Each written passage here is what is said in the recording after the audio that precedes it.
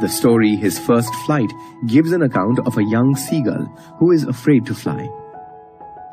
The story goes on to show how eventually, with his mother's help, the young seagull conquers his fear and completes his first flight in triumph.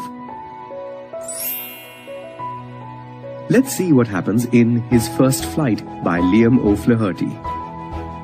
The young seagull stood alone on the ledge. A day ago, he had watched his brothers and sisters take their first flight.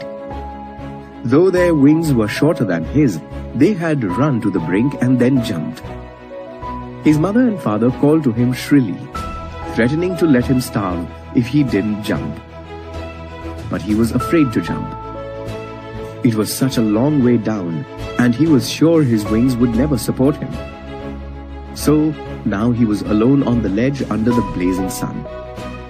He hadn't eaten anything since last night. All morning he had watched his parents teach his brothers and sister.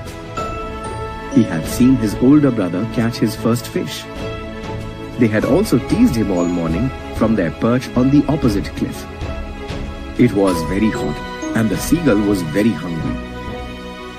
He walked to the edge of the cliff and pretended to be asleep, hoping his family would notice him. But his brothers and sister were sleeping.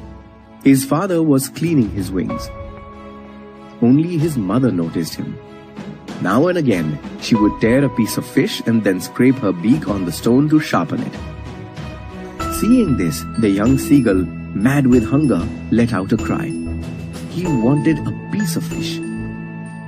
But his mother dismissed his cry. He cried and begged again. Then he screamed with happiness when he saw his mother flying towards him with a piece of fish. But she stopped near his ledge. The piece of fish was just within his reach. The young seagull jumped forward to snatch the piece of fish. He screamed as he fell. Terror seized him. His heart stopped. But it only lasted for a minute. Then his wings spread. He felt their tips cutting the air. He wasn't falling, but soaring in the wind. He no longer felt afraid. Flapping his wings, he flew upwards. His family joined him, emitting loud screams. Forgetting that he had been afraid to fly, the young seagull now dove, curved, and soared in the air. He was close to the sea now. His family were already on the water and called for him to land. The young seagull did so. His legs sank in the water. Frightened, he screamed and tried to rise. Then his belly touched the water. He was no longer sinking, but floating.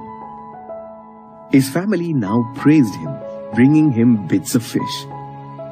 Thus, the young seagull, with his family's help, overcame his fear and accomplished his first flight.